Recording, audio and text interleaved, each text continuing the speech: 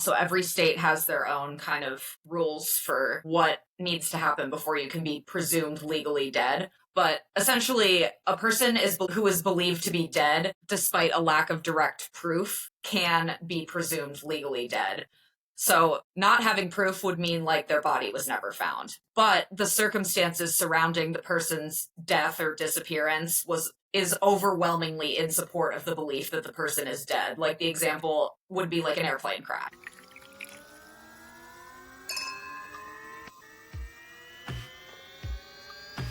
Welcome to Those Are the Girls with Mallory and Friends, the podcast where we explore life, career, relationships, and pop culture through a Christian conservative perspective. Each episode, we dive into deep topics that matter most to us women, from navigating your career with grace and confidence to watering meaningful relationships grounded in faith. We're here to empower you to embrace your femininity and stand firm in your beliefs.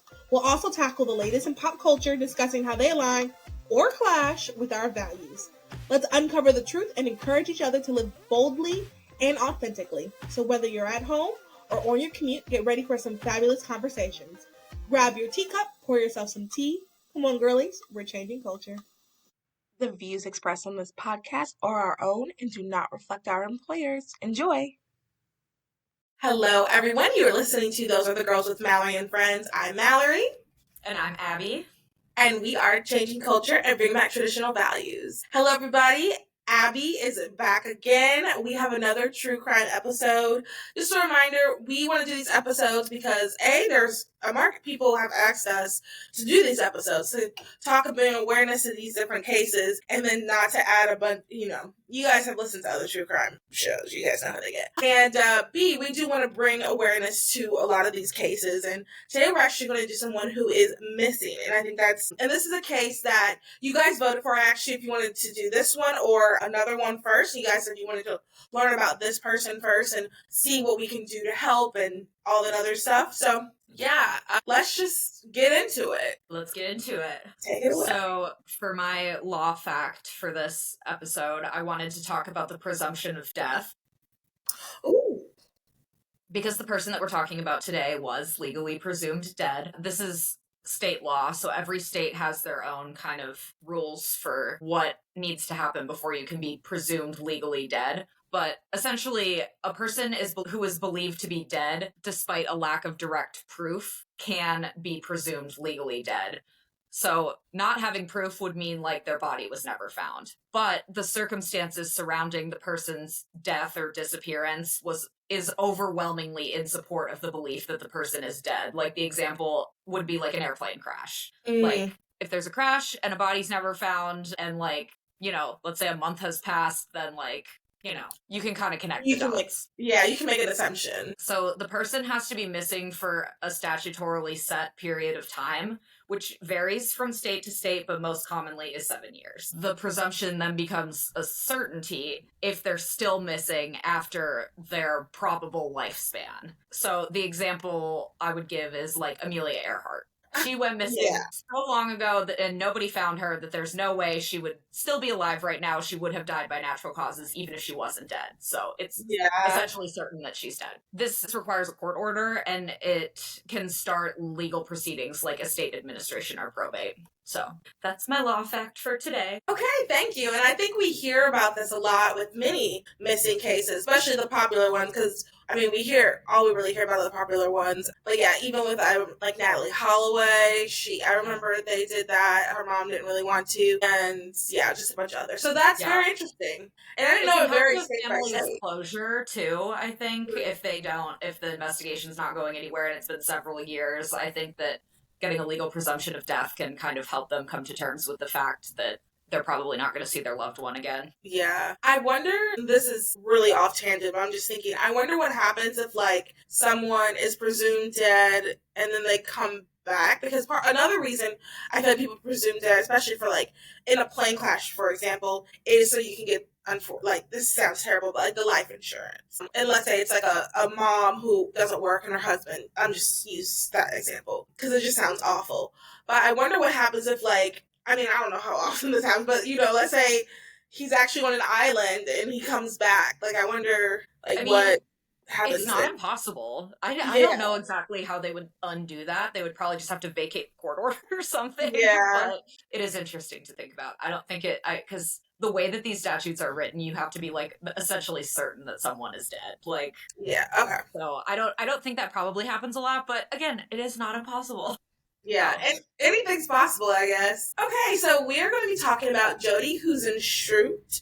I apologize because I will only be calling her Jodi. I don't think I'll be able to pronounce her last name too many times just because I can't pronounce words in general. No offense to anyone. If it makes anybody feel better, I do it. I butcher everyone's name and other types of words. So we're going to be talking about her today. Yeah, and we're going to be talking about her today, her disappearance, and then, all right, let's go. all right, let's dive in. Jodi was born on June 5th, 1968 in Long Prairie, Minnesota, which, shameless plug, is near and dear to my heart. I grew up in Minnesota. I actually don't know where Long Prairie is, though. I grew up in the Twin Cities, and I don't think that's in the Twin Cities. Yes, Sounds anyways. like a small town. Probably, yeah. She moved to Mason City, Iowa when she was in her 20s to be a news anchor. She was 27 years old at the time that she disappeared. Essentially, she didn't show up for work one day, and there were very, very suspicious circumstances surrounding her disappearance. So we can go back to November 1994, 7 months before she disappears. She had been going for jogs in the morning before she would go to work, which she would go to work from like 3 a.m. to 4 a.m. Like she would leave somewhere in that time frame. So she must have been running like essentially in the middle of the night. It's like small town Iowa where there's not a lot of crime, I would have to assume, and it's the 90s. So things were different then. But she did notice that there was a white pickup truck that kept popping up on her route, and she was very afraid. She called her mom to tell her about it, and her mom encouraged her to report it to the local police, which she did. This becomes important later. So, like I said, she is a broadcaster on a local TV show called Daybreak. She's essentially a news anchor. It was widely viewed. It was one of the highest rated in the area. She was very popular. She was conventionally attractive, very kind and approachable, got that like Midwest nice. So everybody knew who she was. The weird things before her disappearance kind of continued happening. She started getting strange phone calls that couldn't be traced, and she was really scared. So much so that she enrolled herself in a self-defense class in March of 1995, which would have been 3 months before she disappeared. And I also want to add, like, this is also during, so you said the phone calls. This was during the time where everyone's phone call was in, or everybody's phone number was in, like, phone books. So everybody's number was listed. It was very accessible. I mean, it kind of still is now. Yeah. But I think it wasn't as, like, it's still accessible, but, like, everybody got the phone books, so it wasn't like you were hiding your number. It wasn't like it was, especially as a public figure. I will say, like, now I feel like public figures, it is harder to get your number, but back then it was very easy. Totally, yeah. And like I said, she was on the news. She was like a local celebrity. Everyone knew who she was. And it's not uncommon for journalists to experience stalking, harassment, because people watch them on TV and feel like they know them. So they feel entitled to call them, stalk them, whatever it might be. So crazy people are everywhere. It's crazy. So on June 27th, 95, Jodi did not show up for work. It was noted that it wasn't uncommon for her to oversleep or just not be on time. She wasn't a very punctual person, is what it sounds like. She even had an agreement with one of her colleagues that if one of them didn't show up to work on time, they would call the other's landline just to make sure they were at least awake and on their way. So that's what happened this morning, is Jodi's colleague, Amy, called her on the phone and was like, "Where are you? You're late." Jodi answered the phone and they had a short conversation. Amy reported that she sounded lucid, healthy, concerned that she was late, and she assumed that she would be there soon. After an hour and a half later, she still hadn't shown up. So Amy called Jodi again, but this time the phone just rang and nobody picked up. So this colleague, Amy, wound up anchoring the show herself that day. And by the time the show is over, they're all really worried because it's not like Jodi to not show up. She was late sometimes, but it was very unusual for her to just not show up. To just not be there yet. Yeah. So the news station got a call then from a friend of Jodie's named John Van Sice. He called to ask why she wasn't on the air, and nobody had an answer for him. But they did think that the call was really unusual because he's calling the news station to ask why she wasn't on the air instead of, like, I don't know, asking friends or trying to call her or who knows. Yeah. Yeah, that is very peculiar, and everyone remember this gentleman's name. Yes. His name comes up quite a bit. It sure does. So they called in to police to have them do a welfare check because they were all very worried about her. And as soon as the police got to her apartment, there was all this evidence of a crime scene just right there in the parking lot. Jodie's car was parked in its usual spot. Next to it on the ground was the key to the car, and it was bent in half. There was a dent in the roof, there were high heel marks and blood nearby, and there was a bloody palm print on the hood of the car. There were items strewn about on the ground, including earrings, hairspray, and a blow dryer. Basically, the investigators sort of conjectured that Jodie was probably taken by surprise from behind, dragged across the parking lot, and she fought back using the items that were found on the ground. It's interesting to note that the car and the crime scene would have been visible from many of the apartments at this complex. And even if no one saw anything, they almost certainly would have heard something. And what time in the morning are they thinking this happened? Sorry. They are thinking this happened, oh gosh, I have it written down somewhere. It has to be around... Oh, go ahead. Between 4:30 a.m. and 5:30 a.m. Okay. And most people aren't up around that time, but I do think people are probably stirring, like if you were, and you probably could have heard it. You might not have seen it because you're not going to be up, but you probably definitely could have heard it. Yeah, I mean, there was clearly a struggle. There was probably yelling, screaming, and it was noted that her car was very close to the complex. So yeah, it would be really unusual for nobody to hear anything, and we'll get to that. So while police are investigating, Jodie's friend, John Van Sice, same guy who called the news station, arrived at the scene. It was sort of bizarrely coincidental. Nobody really knows why he showed up there, but he just started talking with the investigators, and he said that he spent the night before with Jodie at his house. He said that she came over after she was at a charity golf event, and they watched some video that was taken from a surprise birthday party that he had thrown her recently. He said they had some beers, and she went home around midnight. So I will say about him showing up, you know, even some podcasts I've heard, some people said it was weird. The only thing I can think of is, like, maybe if he called the station, oh, we don't know why she's there. Maybe he just drove to go check on her himself. I think to me, it started just getting weird calling the station in general. I think it would have made more sense to call her. I mean, they didn't have, like, cell phones and stuff like that like we do now, but, like, you could call, if she's not on, then obviously she must be at home, call her home.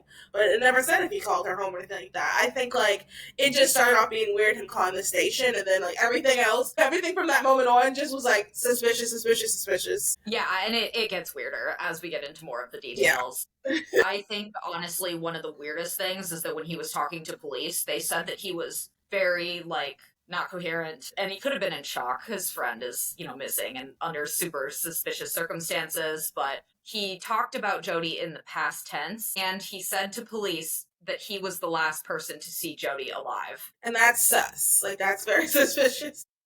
Yeah, like, they hadn't even declared her missing, much less dead.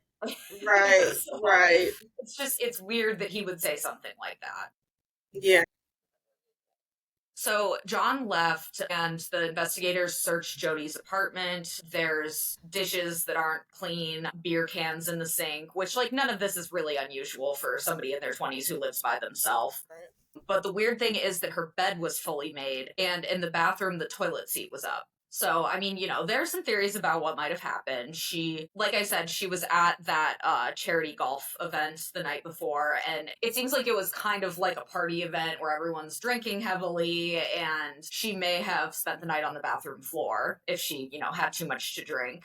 Oh, I didn't even think of that. Yeah, I know, right? I'll tell you what I thought I said. We'll keep going. Well, no, I mean, the other kind of theory is that she just, like, spent the night somewhere other than her apartment, and then she went back to grab some things, like, before she went to work in the morning, and just happened to be there when her friend called. And see, what I was thinking is someone slept over with them. toilet seat up, to me, says male. No woman, if you live by yourself as a woman, there is no instance for you to put the toilet seat up other than what you said about vomiting. I didn't even think about that. That could Yeah, be, yeah. So it yeah, could be. You don't know. Um, yeah. but and I don't know how, how much of an important detail this is, but the beer cans that they found in her apartment weren't Bud Light, which was like weird because that's apparently, according to everyone, all she drank was Bud Light. So it Oh, was that's weird that it interesting. like wasn't her beer of choice, which makes, I think, the investigators think that somebody may have been in her apartment. But that doesn't line up with what John said, because he said that she went to his place to watch the video. Oh, So that's interesting. And yeah. then also, I guess I didn't research as much as I thought I did because this is my first time hearing this. What I'm also thinking is it's weird in general because clearly she was attacked at the car. Now, if she was attacked in her apartment, then we can start thinking, okay, they came to the apartment, they used the bathroom, they probably stayed around for a little bit, or they were hiding, or da da da. But she clearly was attacked at the car. So, like, almost the weird stuff in her apartment feels like it doesn't matter because she was attacked outside, but it definitely has to be somehow connected because it's just too weird. Yeah. That's that's It's a lot of just very coincidental stuff that by yeah, itself isn't weird, but when you think about it as a whole, it's all very, very suspicious. yeah. Um, so there's basically no question that there was foul play involved. Absolutely. They have this massive search, and like the whole town is involved because she's a local celebrity. People are very, very concerned, and she's really popular. People like her. Is somebody that they are concerned about, and they want to find. Her friends and co-anchors on the show like reached out to more national news. She was featured on Oprah, Nancy Grace, and Larry King, and one of her friends was quoted saying this isn't how she wanted to wind up on national news, because her goal Yeah. was to be a national news anchor, which is very sad if you think about it. Yeah. They got just flooded with tips on possible suspects and what might have happened. It was very, very high profile just because she was such a local celebrity. Although Mason City, Iowa is not a large town at the time, the population was only 29,000. Oh wow. Um, so you might be wondering if they went back and looked at those stalking reports that she made, but when they went to look for them, they did not exist. Nobody made any record that she had ever made a report, even though she definitely did. So that's definitely sketchy. And some people have conjectured that it was possibly a police cover up. I think that's a bit far fetched because I Yeah. don't know what motivation they would have to do something like that. I No. think it's bad police work. I was gonna Not, say yeah. I think it's unfortunately this is just more of a laziness thing. It's probably more common than we would like to think, Mhm. which is why, if you are to follow a report, always follow up. Make sure, one of my friends had in college, she had like an issue with this ex roommate, ex girlfriend type drama. And she was like, she had to file. She said, I'm not trying to, get this person in trouble, but I want on record that I have called you and I have told you XYZ happened because if something does happen, I want there to be record of that. And then she would follow up. Sometimes, like, you have to follow up. You have to. Unfortunately, sometimes it's incompetent, sometimes it's lazy, sometimes it's human error, but you gotta follow up. Yeah, absolutely. So the police did focus their investigation on those who were close to Jodi, as they would. I mean, those are always the primary suspects, are people that are close to the victim. And they never really, nobody ever got arrested, and they never really were ever able to figure out what exactly happened to her. But there are a lot of suspicious circumstances surrounding her friend, John Van Zice. Before Jodi disappeared, somebody that she was friends with, his name was Billy Pruin, was also murdered in Mason City, Iowa. His death initially looked like a suicide, but after they did their investigation, they determined that there's no way that he would have been able to pull the trigger himself. And that murder was never solved. And this was only a few months before Jodi disappeared, so it's really suspicious and nobody really knows if they're connected or not. But the FBI did have this John Van Zice on their radar. He was connected to other crimes as well. that happened outside of Mason City, which we will get to. Actually, I'll just talk about those now. Basically, there was this double homicide at Copper Dallas Ranch in Iowa, and at the time, John worked there as a ranch hand. It was again just really like suspicious circumstances. He was rumored to be involved with one of the victims' ex-wives or something. There wound up being this double homicide, and he was I guess, person of interest. Never got arrested or convicted of anything, but that was kind of what brought him to the FBI's attention. And then years later, he was working in Arizona as a security guard. And there was some sort of altercation over a shoplifting incident, and the shoplifter died of the injuries he sustained in the altercation, which I think is crazy, because, like, you're gonna kill a guy over shoplifting? Yeah, it's never that serious. No, Yeah. let him take whatever he's trying to steal. Like, wow. I guess that one wound up being ruled an accident, but it was being...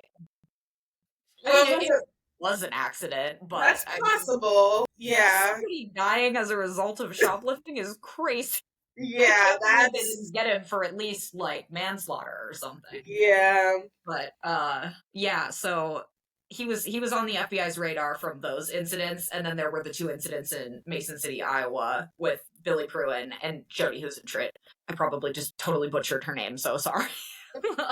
Those both occurred in 1995. Let's see. Jodi was declared legally dead, like we talked about earlier, 6 years after her disappearance. They never had a funeral or a celebration of life, just because I think there were just so many unanswered questions that it just didn't feel right. Then in 2017, police issued a search warrant for John Van Cise's car, but the results of the warrant have been resealed, which basically means that they won't share what they found or why the search was even ordered in the first place, which I think is interesting, because that to me says they probably found something.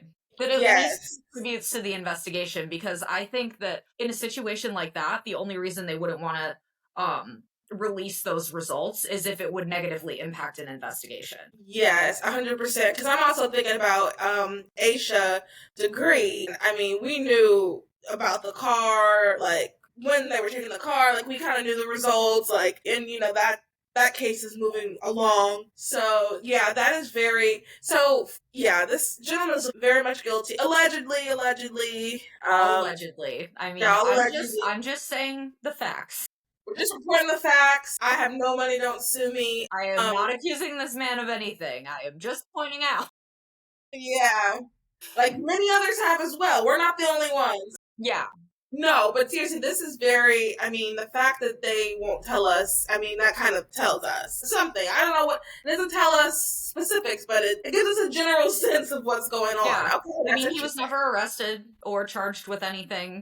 Yeah. Whatever they found wasn't enough to do any of that. Yeah. That's all we know. Interesting. But yeah, it's just weird too. Like, Jodi and John had this like weird friendship where they never claimed to be anything more than friends, but they apparently hung out a lot, and it seemed like he was like kind of pining for her. Like, he would give her gifts and take her on trips and all of this stuff, basically.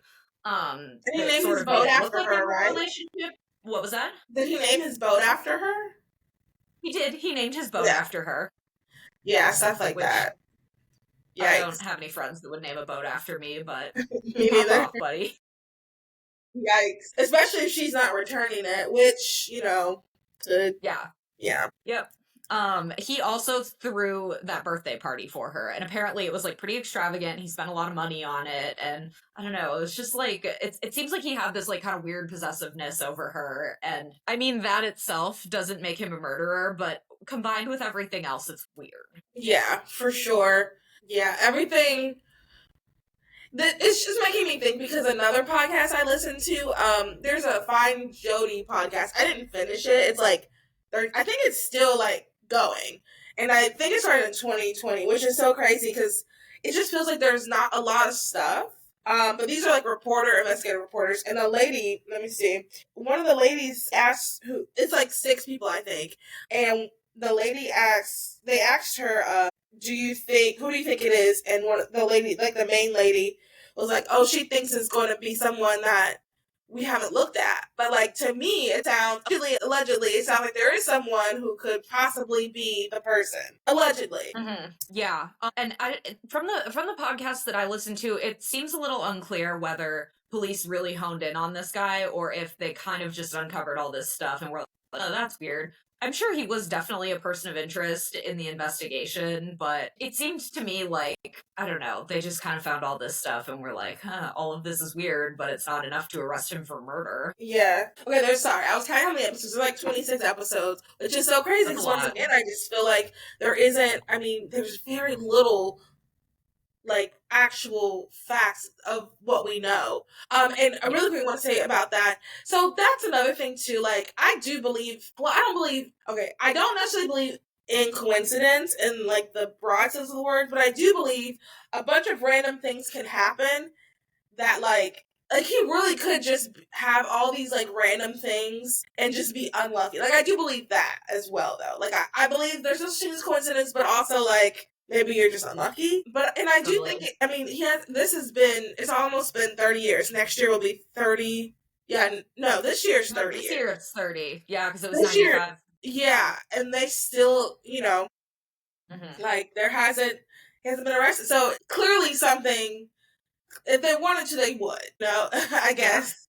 Yeah. Well, and one of the podcasts that I listened to kind of talked about how it's possible that, like, because he has clearly this background where he's like a person of interest for the FBI, he's on their radar, like, he may have been involved in criminal investigations before and known what to expect and was kind of trying to get ahead of it by calling the news station and showing up at the crime scene and doing all of this stuff. And apparently he would, like, give her his shirts or something. And they thought maybe he was doing that as a way to explain like why his stuff was at her apartment, or I don't know. Because there's another theory that he lied to police about saying Jodie was at his place and he was actually at her place, which would explain the beer cans and the toilet seat being up and sort of everything that they found in her apartment. And like one of the podcasts I listened to kind of said, like, it's understandable, like, if he has experience with criminal investigations, that he wouldn't want to admit to police that he spent the night at the house of a woman who's now missing. Right. So, it's possible, but it's also possible that he is no dummy, considering he allegedly was involved in all of these other crimes and was never arrested or charged for any of them. Yeah. And, he could, like many other people, like, I mean, we've seen in other cases, people are not necessarily guilty of that one thing, but they could be guilty of something else. So he could be hiding a myriad of other things that have nothing to do with this, but it just looks suspicious because he's hiding that as well. It's just, yeah. Either way, it's very sus and suspicious. The call, it's just the craziest thing to me. But, I mean, you're making a lot of sense about the beer and the toilet seat. The toilet seat, I've just always thought that there had to be someone else. Like, the toilet seat open, had to be someone else. And don't get me started on leaving the toilet seat up. It is my biggest pet peeve. Yeah. Oh, as a woman, like, there's no, especially when you live by yourself, there's no reason for a toilet seat to be up. It is the absolute worst thing on earth. Yeah. When I had an apartment and I had male friends over, like, I'd make them go back to the bathroom if they kept it. Like, I want it in your head, don't leave the toilet seat up. My brother is the absolute worst about it. Sorry, Nick, I'm out of here right now. But I don't know how his wife lives with it. It's horrible. Yeah, it is. So, if he was there, that makes so much sense. Especially with the beer. Wow. Yeah. The sticking point for me is what he said to police about I was the last one to see her alive. Like, that's a crazy thing to say if you're just like an unsuspecting friend who happened to show up at the crime scene. Yeah. I don't know. So, I was the last person. Or I saw her last.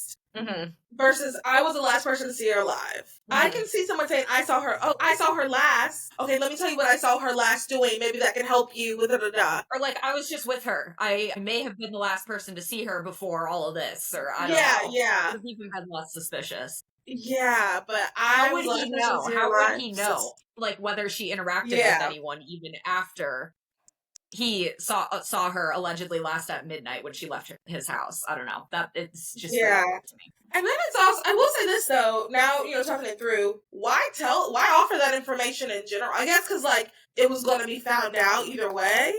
But that's also weird to just, like, automatically say it. I mean, he's a weird I kind of think person. that supports the theory that he was trying to get ahead of the investigation. Yeah. So being like, oh, look at me, I'm being forthcoming with information. Yeah. Yeah. This case. Yeah. It's frustrating. Yeah. I think to me, and I keep saying it because, like, it just feels like there is no leads other than the gentleman there. But, like, even, I mean, the handprint, it's not enough of a handprint to get, like, like an actual handprint. Like, there's just, I think there's a hair, I believe.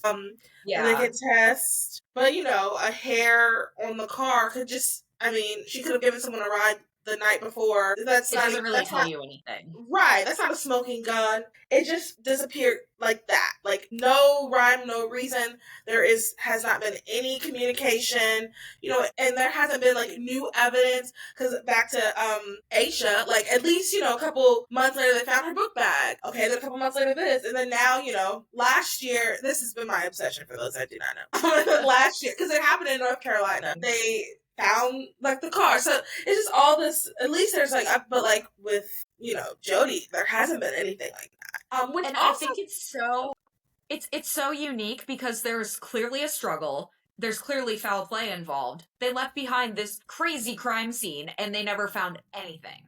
Yeah. I feel like that doesn't usually happen in these missing persons cases. It's usually just, like, nobody's heard from them for a couple days, and then people start to get worried, and, like, then all of the information kind of gets uncovered. But this, it's like, something clearly happened here. Yes, and I think that's why this one is so interesting, and I think that's why, like, we need to bring more awareness, because it's so clear a crime was committed. There is no doubt a crime was committed, because, like you said, sometimes people just go missing and, they just wanted to get away, and, like, we actually don't know. We heard this, but, they could have just gotten away. No, with this, is so clearly a crime has been committed, and there is nothing. We're going to talk about Jennifer Cassie in a couple weeks, but, like, even with hers, there's, like, not even a possible, there's, like, a kind of a sort of a suspect. You can't really see the person's face, but, like, there's at least a little bit of, like, something to go off of, kind of, sort of, not really. But there's a little bit more. But with this, there's just, like, absolutely nothing, which means that someone is going to have to, she was taken somewhere, obviously. So maybe wherever she was taken, someone saw that. Someone has to just speak up, say something. I think that's how this case will be solved, which is possible. Is if someone who saw something says something, you heard there's a family rumor that, Uncle Bob used to kidnap women, and I heard, it always winds up being something crazy like that. Right. Something that nobody thought would matter. Exactly. No, seriously, that's how a lot of these cases get solved. Or someone on their deathbed says, it was me, actually. That's kind of, because there's just not really anything, unless something was found in the search warrant that we just don't know about, which is quite possible. But he would have been arrested if it was a smoking gun. That's true too. He would have been arrested. I mean, there's just nothing to really go by. Yeah. And even thinking about so, like, back to the Aisha thing, I lost my train of thought. It literally just left. That's so crazy. It's been a long day, huh? It has been a long day. For me too. Well, whatever. If I remember, I'll bring it back up. But can we do our life lesson while you? Yeah, you do your life lesson. Yeah, we chatted about this a little bit before we started the recording, but my life lesson is essentially don't hang out with sketchy people. I mean, Jodie was this young, beautiful, successful woman. Why is she hanging out with a guy that's being investigated by the FBI? Is my question. I mean, I'm not victim blaming at all. Right. And I don't even know if he was involved in this. He may not have been. It's all just kind of circumstantial at this point. But, like, oh my gosh, don't make excuses for people. Like, if they are involved in sketchy stuff, don't hang out with them. Yeah. Choose quality friends. Surround yourself with good people. You don't need to be hanging around with people that are being investigated by the FBI or, doing any other form of sketchy stuff. If they're, like, doing or dealing drugs, or if you just get a bad vibe from them, like, just surround yourself with good people. Yeah. And I think sometimes it can be hard, especially because, I don't know the full situation. It's just me speculating. He probably was, like, really nice to her, got her nice things. I mean, the podcast I listened to, there was a whole thing about whether he bought her a car, whether he didn't buy her a car. Let's say he bought her the car, named her boat. I mean, he has a boat. Ooh, it could feel so like good to be around these people, but really, it shouldn't cost your safety. Once again, he very well could have absolutely nothing to do with any of this, for all we know. That still doesn't take away the fact that, like, some of it seemed to be a little almost inappropriate, the relationship. Because I think he was like her dad's age, which, Was he really? Yeah, I think he was an older gentleman. I know that for a fact, like, for sure. He was much older. Yeah, he wasn't her age. He was much older. So, once again, like, this could be just, using discernment about, like, who you spend time with. But, I get it. Someone have a boat. It's kind of hard not to turn your head. But, maybe that person shouldn't be in your life. And you'll find someone else with a boat. So. We all just want a friend with a boat. I get it. Yeah.